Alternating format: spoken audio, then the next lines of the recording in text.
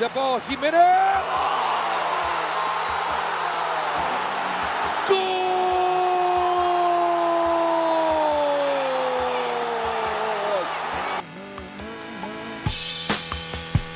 Anthony claims it. Distribution, brilliant. Landon Donovan, perfect on here for the USA. Can they do it here? Cross, and Dempsey's denied again. And Donovan scored! Oh, can you believe this? Go, USA! Certainly through! Oh, it's incredible! And for those of you who still think we're from England, we're not.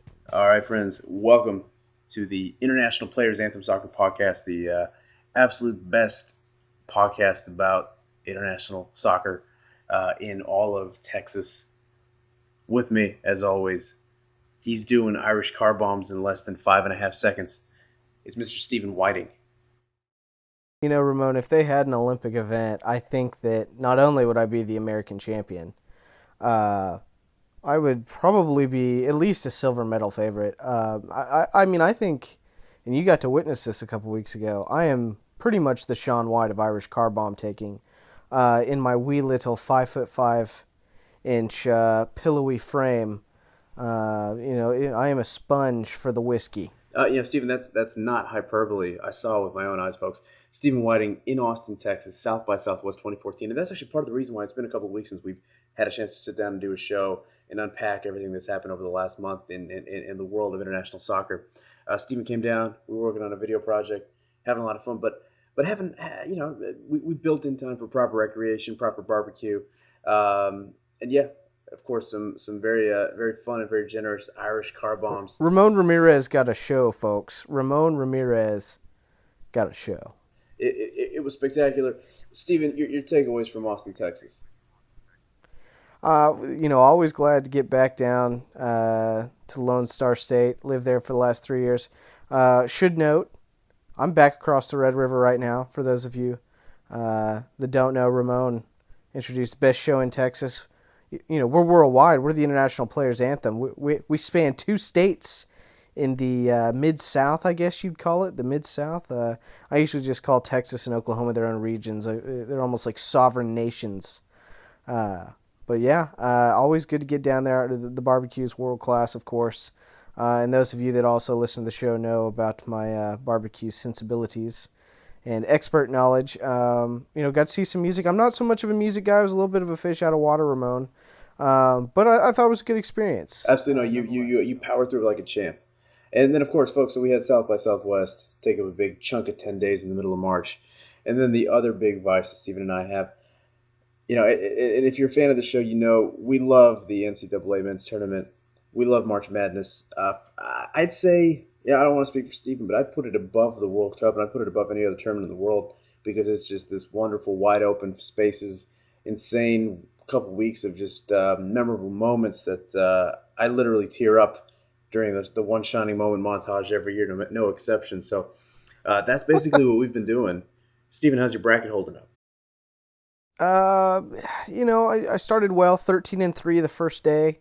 The 3 games I lost were those 3 games where the teams folded in regulation, and lost in overtime. So there'll be OU, my beloved Sooners, my alma mater. We won't talk about it other than it was a debacle, Debacle, Debacle. It took me an hour and a half to finish mopping the restaurant. I had a little bit of a mental breakdown. There weren't tears, but I think there were a lot of other bodily fluids coming out of me. And then, of course, NC State, dishonoring the memory of Jim Valvano. They probably lost cancer, a lot of money this year. So go Wolfpack on that. And then the third team was Providence, breaking my heart. No, not Providence. I'm sorry, St. Joe's. St. Joe's. And they let that trashy Yukon team get in there. Vroon and I have been tweeting about it. He's winning money because garbage Shabazz Napier is out there winning ball games they have no business even being in. So I'm pretty bitter, Ramon. I think I'm holding up well in terms of it's been a crazy year. Relatively speaking, but it's all right. It's whatever. It's whatever. It is what it is. No, we need to. I think for me, you need to take over here because I'm just going to go all day. With respect to March Madness, I I never have any aspirations of the perfect bracket or anything big. I'm all about the end game. I'm all about maintaining my Final Four pick. So little upsets like that, or even relatively major ones, like seeing Villanova go out in the second round, which I called because I had UConn in the Sweet 16. Seeing Duke go Oh, out that hurts me to hear you say that. yeah, It hurts me. see, That team is garbage. They shouldn't even have won their first game. it's a one man wrecking crew kind of a team, and when you got a spark plug player like that can score 35 points on any given night, and now you got Jared mentioned this on the basketball podcast today. I didn't really make this connection when I was filling out my bracket, but boy, you got UConn, Madison Square Garden, Friday night. There's going to be some electricity in the air. I'm not going to be surprised to see Shabazz Napier beat Iowa State, although I still have Iowa State in that. But I guess more than that, with respect to the bracket, for me it's about getting to the end. For me it's about the perfect Final Four. And historically I tend to do pretty well. I think what I never do, and it gets me, 5 out of the last 10 years, is I'm never going to be the guy that's going to pick the overwhelming favorite. I'm never just going to pick Florida this year, North Carolina 09, Illinois 05, UConn 04. I always find an excuse to talk myself into something else, and that always does reasonably well. For example, in 2012, when we had that unbelievable Kentucky team, I had Kansas winning it all, and Kansas got to the final game, so I was in the pool. I was a contender till the end, and then of course all the Kentucky default people pass you up at the end. So this year for me, it's Michigan State. This year I have Michigan State cutting down the nets, and feeling pretty good about that pick. Friday night scoring off against Virginia, that's a game I expect them to win by 5 to 10 points because I just don't think Virginia has an answer for Adrian Payne. And then I think Florida can get out of its region fairly easily. We saw Arizona tonight win a big game. In fact, Stephen, you and I delayed the taping of this very podcast by 30 minutes just so we could watch the end of this Arizona basketball game against San Diego State. So it was a good one. It was worth it. It was a fun one. And then, of course, Friday night, the other game of the week, Louisville and Kentucky, the Bluegrass State rivalry coming to fruition. Anything can happen there. Kentucky preseason number 1, unbelievable recruiting class. John Calipari has not had a recruiting class ranked lower than number 2 during his 5-year run in Kentucky. So some unbelievable talent over there. But Louisville, the better team, and we all kind of expect Russ Smith and company to carry them. So my Final Four is still holding. Stephen, I'm sorry to say that yours is not because you lost Baylor. And I don't want to harp on the tournament too much because this is a soccer podcast. But what's it like, Stephen, when you lose a Final Four team? I think that's just one of the most. Actually, I went out. I did say publicly I was picking Baylor, but at the last minute I chose them to lose to Arizona in the Elite Eight. So I'm still alive with Arizona, Florida, Louisville, and then I think where you and I differ is I have Virginia beating Michigan State and then Iowa State and getting to the Final Four, and I believe you have Michigan State out of that region. So yeah, no, I love it. Still alive, but yeah, the Baylor game. Oh boy, I called it over Creighton, but they got whooped by Wisconsin tonight. Yeah, they got whooped. It wasn't close. That was a whooping. That was a big boy whooping. It was a big boy whooping. Wisconsin moving on to the Elite Eight. And speaking of the Elite Eight, and this is going to be our segue here, we are down to 8 big clubs, 8 big fish left in the UEFA Champions League, as we are at the Elite Eight mark. Earlier in the week, you published kind of a big picture, bird's eye view of the matchups ahead of us. But I figured we should probably talk about this because this is probably the biggest action in soccer this month that we're going to get, and some huge matchups. Even though each matchup feels a little bit more one-sided than it is, despite the big brands. And so, Stephen, I figured I'd run through these matchups with you. You can give me some feedback, some analysis, and of course a pick. And we'll start with Tuesday, April 1st.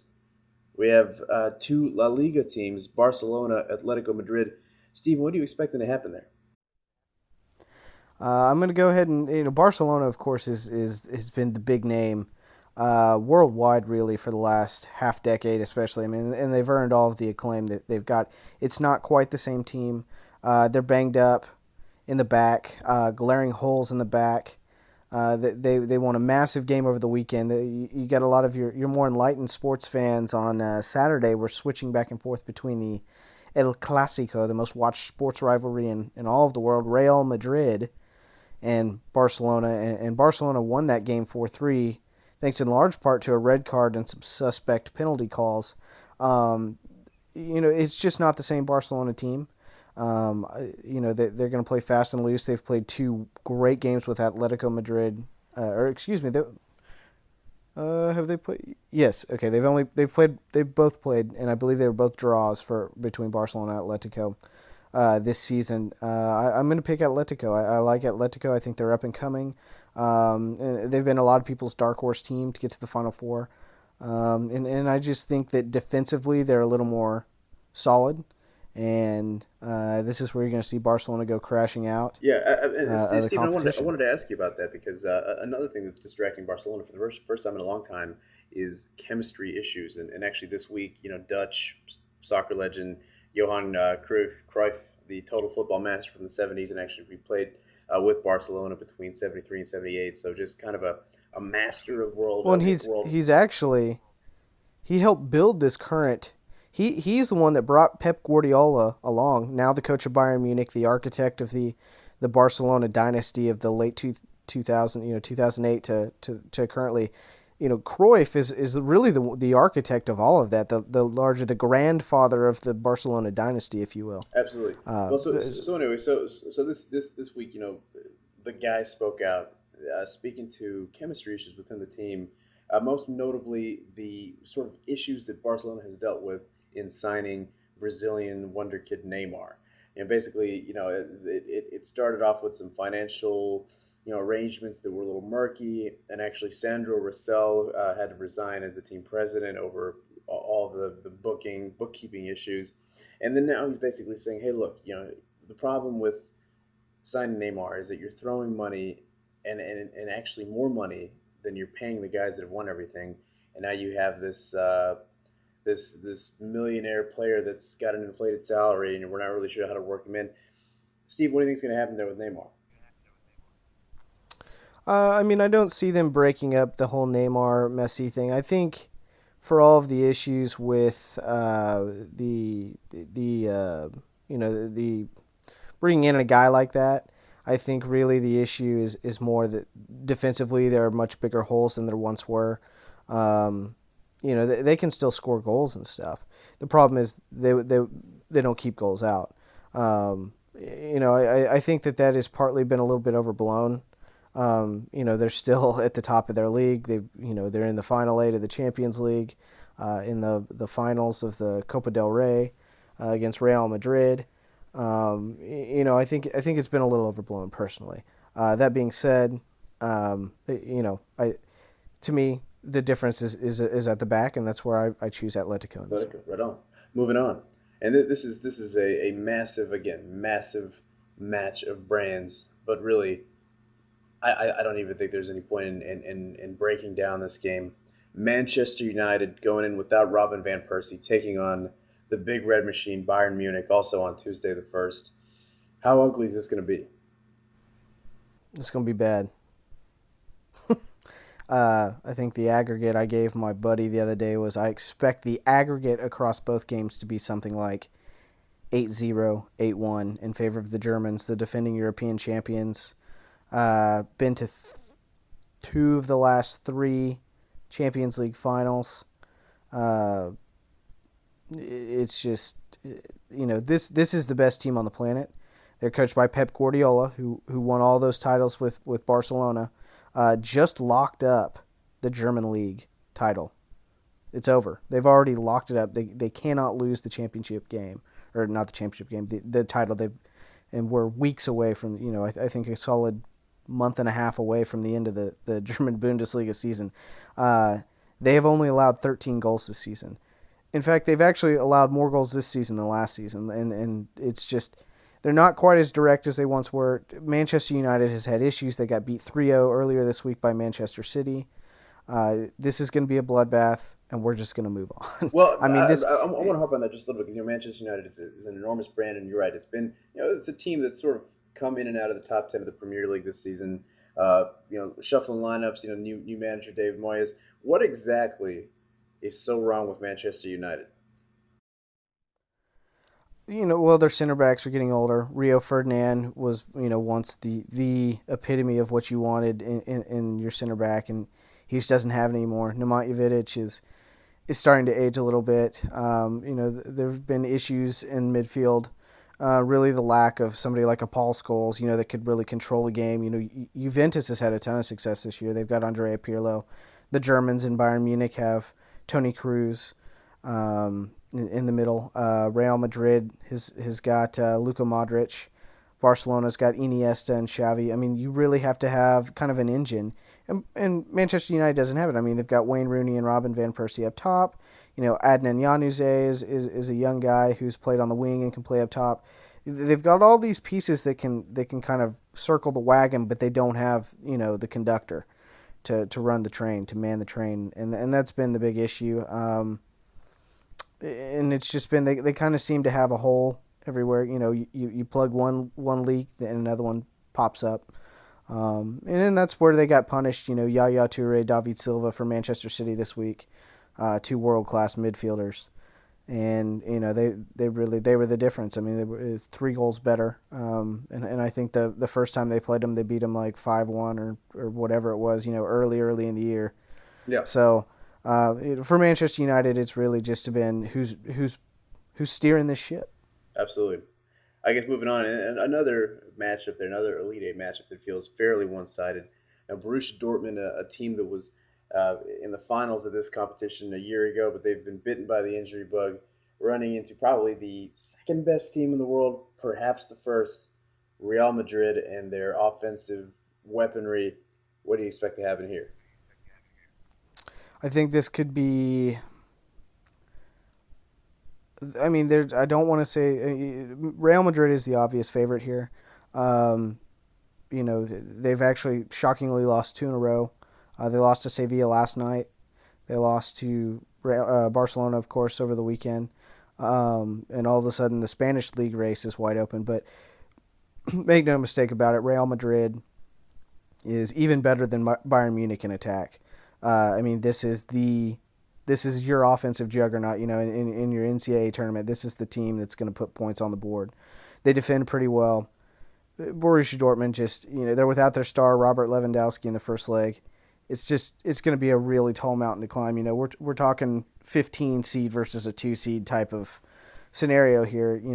It'll be a decent game to watch, probably really entertaining and open, I would expect.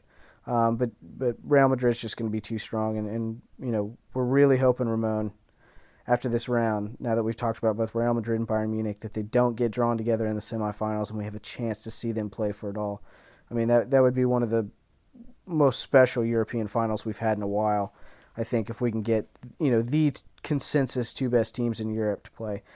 Certainly, there's one more matchup we need to talk about here. Oh yeah, absolutely. This one may be the closest one on the board. Maybe the tastiest one.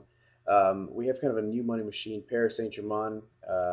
They got Zlatan Ibrahimovic, who is basically the best player in the world, firing on all cylinders, taking on Jose Mourinho's overachieving Chelsea side.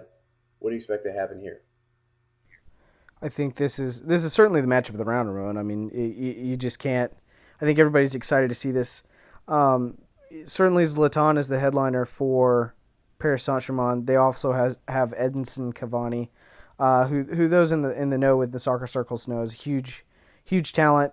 Helped Napoli have some Champions League success and domestic success in Italy over the last couple of years, and has since moved to Paris Saint-Germain. But little known fact, Ramon, they have only allowed 18 goals this season. That is second only to Bayern Munich. This is a complete team. This is a team that has kind of flown under the radar because they don't quite have the brand recognition of a Real Madrid, a Barcelona, a Bayern Munich. Paris Saint-Germain is going to win this game, and there is a pretty good chance they could even make the final. It doesn't matter who they play. This is a team that is in that top tier with Real Madrid. For me, it's Bayern Munich and Real Madrid, as your top 2 untouchable. Then you've got Paris Saint-Germain. Then you go down another level and you've got Atletico Madrid, which are the 4 teams that I'm picking to advance out of this round. Paris Saint-Germain is a scary team, and you almost hope that they're going to draw with Real Madrid in the semifinals and we get a rematch of Ronaldo versus Zlatan like we did in those World Cup playoffs with Sweden and Portugal. It would be great. It's, this is the time to tune in. Absolutely. No, I can't wait to watch these games. I'm actually hoping for Atletico Madrid and Real Madrid in a semifinal. I think that would be absolutely massive given that rivalry. And then just take the new money Paris Saint-Germain and pair them with Bayern Munich and just sort of see what happens. but basically that's going to be the story of the month. Outside of the Champions League, in terms of major club soccer, what are you watching for this month? This month, well, there are two things: Italy and Germany. If you kind of, let's backtrack. We do this often. We try to, if you're a new listener or you're just kind of getting into the game, and obviously the World Cup's coming up, we want to include you. We don't want to talk too far over your head. We don't want to dumb things down too much for everybody that is a passionate supporter. But Germany's locked up. That's already cinched. Italy is pretty close. Juventus is about to lock that up. So that leaves two title races, and these are two of the most compelling title races we've had in 6 or 7 years. Spain, between those three teams we just mentioned, Atletico Madrid, Barcelona, and Real Madrid, all in the final 8 of Europe's premier tournament. Barcelona and Atletico Madrid are tied, I believe, at 73 points apiece. And Real Madrid is, I believe, 3 points back. So that's going to go down to the wire. Here we go. Atletico plays at Athletic Bilbao this weekend. Now, Athletic Bilbao beat Barcelona in December and drew Real Madrid. And then Barcelona this weekend has to go to Espanyol, who beat Atletico in October, and Athletic Bilbao, who's the fourth-place team in Spain, in September. So no gimmies. That race is going to go to the wire to the very last weekend. Now, England, of course, you've got Chelsea, Man City, and Liverpool. And I think Chelsea's going to win this comfortably, and I've said that from the start. Here's why, Ramon. Man City still has to go to Arsenal this weekend.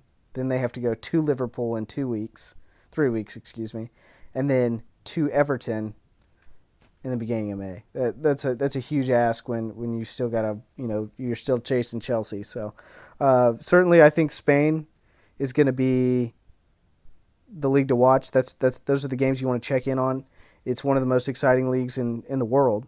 And is actually my favorite title race I've ever seen was 2007, David Beckham's last year in Spain.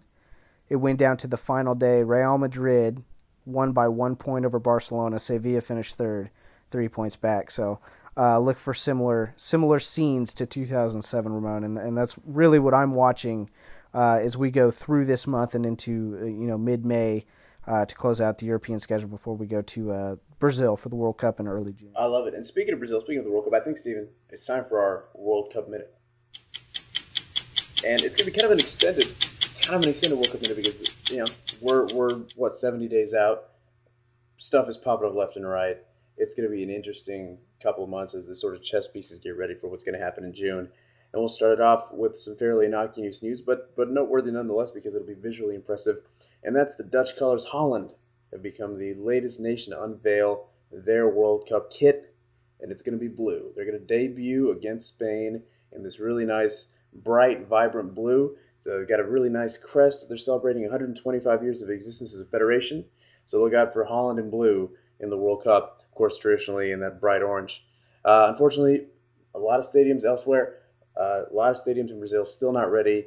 The mayor of Porto Alegre in southern Brazil says his city may have to drop out of June's World Cup. So we'll see what happens. That's still kind of coming up. There's no real backup plan. So the assumption is that the stadium will just get ready, but it's going to come down absolutely to the wire. Elsewhere, Julian Green is official. You heard Stephen giving Bayern Munich one big, endorsement after another. He is a Bayern Munich prospect, a star in waiting 18-year-old player, has committed to the United States, and his one-time transfer has been approved, so he is officially a U.S. men's national team commit. This is a huge get for Jurgen Klinsmann's boys. And Stephen, is he making his debut next week against Mexico? I think he'll get in. I don't think he'll start. I think he'll play maybe 10 minutes near the end of the game. We'll touch on this later, either in this podcast or the next one. But some big news. If you don't know, Google it, and we'll give you some more context at a later date. Yeah, but basically Julian Green, a sort of once-in-a-generation talent the United States is locked down. So really exciting, really big, and frankly, the most impressive thing that Jurgen Klinsmann has done as coach of the United States is secure this level of talent. And if he can continue to get guys like this, the future is mighty bright. Speaking of guys that aren't going to be playing very much, Ronaldinho, Brazilian soccer legend, 34 years old. A lot of people wonder, Ronaldinho, 34 years old. Is this guy going to be at the World Cup? Guys like Pirlo, Javi, Steven Gerrard, all those dudes are 34. All those dudes will be at the World Cup. Ronaldinho will not. And part of the reason why he was not chosen, I'll let Luis Felipe Scolari's assistant, Carlos Alberto Parreira, basically spell it in bones. He basically said that Ronaldinho parties too much. He's not part of their plans. Speaking of dudes, pretty lazy. Yeah, it's crazy to think about, but it's I think it's to be expected at this point. Speaking of big stars and what they're going to do, Karim Benzema just killing it for Real Madrid, and France, just basically touting his praises, basically saying he scored twice in that Real Madrid 4-3 defeat. He's killing it. Look out for France. France coach, I think it's Didier Deschamps, basically singing his praises all week in the press. And again, he said, Karim has always had great potential. He's in a very good athletic condition. He's full of confidence. He's regained his efficiency. It will be so much for the better if he can keep up the level with the club. And basically talking all about Benzema. So look out for Benzema, one of those breakout players of the World Cup. Speaking of guys that should be there, Ross Barkley, a Everton soccer player there. England's problem is, are you going to take the young guys that are the toast of the league, or are you going to sort of lean on the veterans? Ross Barkley now getting a full-on endorsement from his Everton manager, Roberto Martinez, basically saying, hey, Ross has had such a demanding season, the most demanding season in his pro career. Now he's come back really strongly for the final third of the season, blah, blah, blah, blah. Basically, look for Ross Barkley to make the English team, and Roberto Martinez is head cheerleader over there. Elsewhere, Diego Maradona, the Argentine soccer legend, saying that Germany's going to have a hard time dealing with the Brazilian climate, and that it could make them, quote, just like any other team. I don't know if that's – I think that's basically BS. But, Stephen, I think that is the World Cup minute in terms of news. But one huge bit of news that we should probably mention, looking 8 years down the road to 2022 in Qatar, and this week there was an independent report saying that over 4,000 migrant workers are expected to die during the construction of the infrastructure for the 2022 Qatar World Cup. And Stephen, what I want to ask you is, because we talked about this internally on Brojax and a little bit on social media, and basically the thinking is, FIFA's not going to do anything about this. Qatar, Qatar, the government's not going to do anything about this. The people that need to feel the shame and need to feel it in the wallet are the potential sponsors, and those are people like Adidas and Coca-Cola. That said, you and I, if you're a soccer fan, you got World Cup fever. You're not going to not watch the World Cup. So Steve, I want to get your take on how you're kind of processing this news as it relates to your consumption of this otherwise great, huge tournament that's coming up right in a couple months for us. I'm not sure. I mean, we talked about this, I think, in November during the European playoffs. That was when The Guardian released a pretty damning report along the same lines. Certainly it wasn't as sensational as a projected figure of 4,000 people dying. I mean, Deadspin really jumped on it, headlining it, more people expected to die than at 9/11, which was, clever, I suppose, but a little bit in poor taste. I don't know. It's I saw somebody talking about that, it really puts in perspective labor laws and all the stuff we have in the United States and why we have those laws, even though, the red tape can be so maddening. It's your classic people going to a foreign country to, look for a better opportunity, a better life. I believe a lot of the migrant workers are from Afghanistan or India. And, then once they're there, they're, in, a position where they really have no leverage or power to negotiate, and they're not paid wages. They're not allowed to leave. And it's, again, these are just projections. 4,000 people have not died. We do need to clarify that. But 900 people have. And but at the same time, I mean, we saw this. We're seeing the mismanagement in Brazil. We're seeing the mismanagement. We saw it in the Olympics at Russia, and who knows what's going to happen with the World Cup there in 4 short years. Yeah. It's but Stephen, I do think it's that an at some important, point I think it's an important distinction to make, though, because you're right. There's quite a few Brazilian protests, but 7 total workers died construction-wise during all of the preparations for Brazil's World Cup. 900 have already no, died. I'm with you. And the thing is, what people need to understand, it's not a situation where people are being exploited or people are not getting paid fair wages. It's literal slavery. It's people from Dubai, or I'm sorry, people from Nepal basically being coaxed into going to Qatar and work on this and promised jobs, and then upon arrival, their passports are confiscated Confiscated. Yep. and they're literally stuck there. And again, this is a country where it's illegal to be gay. It's a country with all sorts of political problems. And so you add this really just kind of horrible thing on top of it. I mean, again, what people are protesting in Brazil by comparison is just bureaucratic spending. I mean, like and again, they have fair points, because you have people in Brazil upset that they're going to have to pay more for bus fare because they're stuck with higher taxes, and the government has to make that money up somehow for everything that it's spent with respect to the stadium. And again, those are fair things to be upset about. Those are fair protests to make, but at the same time, they just completely pale in comparison to just basic human rights stuff. So it's weird, because now we got 8 years of these kind of stories coming out, and I'm wondering, I mean, could FIFA move the World Cup? Oh, I think absolutely they could, and let me backtrack and clarify in the sense that when I'm referencing Brazil and referencing Russia, it's more, and Russia is probably a better example than Brazil. Brazil was an up and coming BRIC country, obviously, and they have less issues as far as the quality of life that, say, people in Eastern Russia or rural Russia do. Where you have internet blockages and pure propaganda and all that, and so. My point, I guess, on a whole is, and I'm glad you clarified that, listen, the situation in Qatar, however you want to say it, is pretty dire. I mean, but I think on the larger whole, there becomes an issue, and I think I read something that the only Olympics to ever make any money was the LA Olympics. It's and Canada is having issues with the Women's World Cup. There becomes a larger issue where why are we staging these events in a way that is that we're seeing so many negative consequences. It's almost, especially in Qatar, these consequences are outweighing the positives.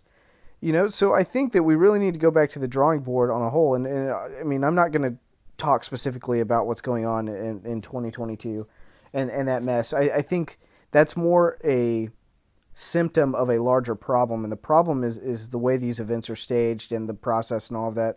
Obviously there's been allegations of bribing going on, and it's certainly not a new allegation, and all of the politicking and all that. It's just, I think that there's a much bigger issue here. It's not to downplay the loss of life or anything. That's certainly a huge issue, but I think that, again, that's a symptom of a larger, bureaucratic and geopolitical issue in the way that first of all, I don't understand why there needs to be some sort of centralized body. FIFA, UEFA, all of these little political soccer entities aren't getting the job done, and they really have no interest in choosing a country based on its human rights or political image or anything. It's all about money. It's all about growing the game and squeezing out every last dollar. The UEFA just approved this League of Nations deal where basically they're going to make Portugal and Germany and Spain and all these like top flight international European teams play in their own little like Premier League of European clubs to market those games and squeeze out every last dollar. So I guess my answer to your original question is I can't speak to the specifics. I mean, you can pick it out for any World Cup. It doesn't matter. The problem is whether it be World Cup or Olympics or even, the Super Bowl, why are we hosting these events that are, and not finding a way to put them on in a manner in which, we can ensure that it's done the right way, I guess. Yeah, absolutely. Well, I think again, what's hard though, but again, the distinction isn't inefficiency or fiscal irresponsibility. The issue is just human rights, and it's slave labor, and it's something that is Middle Ages level that we're kind of allowing to happen. And by tuning into the World Cup and by sort of, unofficially watching all of these Coca-Cola and Adidas commercials, we're sort of overlooking the fact that those companies are going to have serious questions to answer in 8 years, and really the time to pressure them is now. And so, yeah, I mean, it's kind of hypocritical for me to just sit down and watch all the World Cup, but I am. And so it's been a weird thing to grapple with as just a fan that looks forward to these. That kind of measures, I kind of measure my life in World Cups, and you remember where you were and at what point. And so it's a real shame that something that is so wrong and evil as opposed to inefficient or just good old fashioned crooked is happening right under our noses. And so I'm curious to see. I'm really curious how it's going to play out on kind of a morbid level. But I guess more immediately though, we should probably, those are some pretty macro questions to pose on what's intended to be a 30 to 40 minute podcast about the game itself and getting back to the game and getting back to everything that's in front of us. We do have some awesome action coming up this weekend, and we should again scale back and make it about the domestics in front of us. Liga MX-wise, Friday night, 11:30 Eastern. Santos Laguna, fresh off another Copa Libertadores victory, this time over a Uruguayan club in South America, taking on my beloved Pumas. So look out for that game. It's going to be awesome. And then Sunday at 9 p.m. Eastern, Guadalajara, America, the two most successful clubs in Mexican soccer, playing in prime time on national television on Univision. It's going to be an absolute mess of a game. To give you some context, there was actually, over the weekend, Guadalajara played another game, a different rival in a local sort of derby. There were police riots, and actually 8 police officers were beaten to a pulp by crazy Guadalajara fans. So this Clasico here, Guadalajara and America again, team, the sort of darling of Mexican soccer that has basically put up the backbone of the Mexican national team, now struggling, which signals all sorts of problems, not just for America, but for the national team at large. That's going to be massive. Look for that Sunday. And then, of course, elsewhere, my beloved Tottenham Hotspur taking on Liverpool, trying to sort of, not try to bleed out too hard from what's coming Sunday morning. So that's what I'm watching. Stephen, one more. I completely forgot, completely forgot, man. I know I'm all over the place here. Saturday night, MLS game of the week, Real Salt Lake taking on a scorching, surging, top-of-the-table Toronto, complete with Willem Dafoe and Michael Bradley, and a team that's just completely surging. I can't wait to see this game because MLS is really looking good this season. Steven, I don't know, your thoughts? Yeah, I mean, I think, as far as the MLS goes, it's kind of, it was extremely tight last year. Going into the playoffs. It's just like anything. I think most teams are 3 games in. It's probably too early to tell. The overriding storyline right now, 2-3 games in, is Toronto got what it paid for. Went out and got Brazilian keeper Julio Cesar on loan. Went out and got Michael Bradley. Went out and got Jermaine Defoe, the former Tottenham striker, who has scored every single goal. They've scored 3 goals all year. They've all been Jermaine Defoe. They've gotten what they paid for. They're undefeated thus far. They got a big win in Seattle, actually, I think, to kick off their season. So it's going to be a good game. Nick Raimondo, Real Salt Lake's keeper, United States' third keeper, terrific keeper. He could play at a world class. He is a world class keeper. He could play anywhere he wanted, really. Appears to be comfortable, I guess, in Salt Lake. If you tune in, that's going to be a good game to watch, and I'll leave it at that. I mean, Real Salt Lake lost on penalty kicks in the MLS title game last year, so it's certainly, there's a reason it's the game of the week, and I'll leave it at that. Yeah, absolutely. Well, Stephen, I think it's time for our red cards of the week. It's nasty as a rat bait from the back. It's wicked. It's malicious. It's verging on criminal. I mean, it's one of those that a red card is really not enough. All right, Ramon, red card of the week goes to another Mexican club team, León. had a game against Bolivar of Bolivia last night. Santos, who Ramon of course just mentioned, has essentially, well, actually they have officially qualified for the knockout stages of the Copa Libertadores, the South American version of the Champions League, which we waxed on earlier, and could be actually, with a win, the number one overall seed coming out of that. León could have pretty much locked it up last night with a win over Bolivar, had 73% of the possession, but the Bolivians took them down, and now León, in danger of missing out. They have to go to Brazil to beat Flamengo to make it to the knockout stages. Really surprising, especially it's what León has focused on all season, really putting their domestic form, the defending Mexican champions, putting their domestic title defense kind of at stake based on their South American push, and it could just be a lose-lose. Heavy stuff, Stephen. My red card of the week, to go back to the story of the week in soccer, which again is the massive human rights violation that again we're just conflicted about because there's not really that much to discuss. Like, it's horrible, it's unacceptable, and we should do something about it. But you and I, Stephen, we're soccer heads. We're not policy wonks. So like that's really about all we can tell you, other than the fact that it makes us feel funny about just watching all this international soccer and just sort of like doing whatever FIFA and UEFA says with respect to our primetime viewing. But specifically, my red card is going to go to Paul Hughes, who is basically a former soccer writer, Scottish dude, and who's also kind of in charge of doing the PR for Qatar and for this particular World Cup, and really making a complete boob out of himself by emailing Deadspin and with this sort of like condescending tone addressing their editor, Tommy Craggs, by his first name, as opposed to Mr. Craggs, and threatening legal action for reporting what was a completely factually accurate story. And like you said, with respect to the 9/11 headline, yeah, kind of in poor taste, but it was a perfectly fair play thing to do. It was certainly not libelous or slanderous, and that guy is just a massive tool. So that's my red card of the week. Steven, I think that's going to do it for our show, my man. I want to point out, I feel like we're ending strong because I want to point out in one sentence there to close the show, you dropped boob and political wonks. So I don't know that we can reach, more of a crescendo than political wonks and boobs in the same sentence.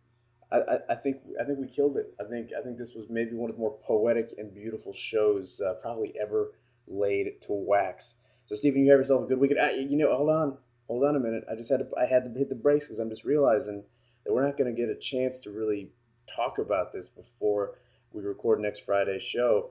Stephen, Wednesday night, 11 p.m. Eastern, because it's way out in Arizona, we have the United States and we have Mexico. It's a game that doesn't necessarily mean anything, but it's certainly a game that you and I both want to win. What do you expect to happen? I'm going to go with 2-2. That's a very 2-2. You're going to see, the American team, the starting 11, is going to be pretty MLS heavy in Brazil. So expect some early American fireworks. I expect Mexico to knot it up in the second half. Yeah. This game is really about solidifying bench positions for both. Absolutely. No, it's about solidifying bench positions. Oribe Peralta will not be in the house, and that's just because he's getting a break because he's been playing so much for Santos Laguna. So Mexico without its big scoring threat, so a big opportunity for that sort of second line, that sort of second wave of players. No European guys, so is it going to be Alan Pulido? Is it going to be Raul Jimenez that takes that final striker position? What I'm curious to see is how this team sort of gels itself, because again, we have this particular USA team. You have 5 guys who are captains for their MLS club. You have Clint Dempsey, who is the captain. You have Landon Donovan, who has been the captain, and you have DeMarcus Beasley, who was the captain during the 2013 Gold Cup and isn't even really, a guy that may not even be starting. So a lot of captain, a lot of leaders on this team. I think that's probably going to be a healthy thing. And Stephen, you and I were talking about it. Basically, when this happens, these guys know each other pretty well. But I think it is important to point out the huge, massive leaders, and that's why I think actually this game will go something like 2-0 or 2-1 for the States, because I just think they kind of want it more, they kind of need it more, and Mexico sort of preemptively pulling out of being competitive in this game. So I'm going to say 3-1 United States. But more importantly, I really want to see who's gonna make this team, and I think that's kind of where our focus will be. Yeah, I think that tune in next Friday because we'll definitely have some thoughts. Oh yeah. All right, Stephen, you have yourself a good weekend. Keep on rocking and keep on chugging those car bombs.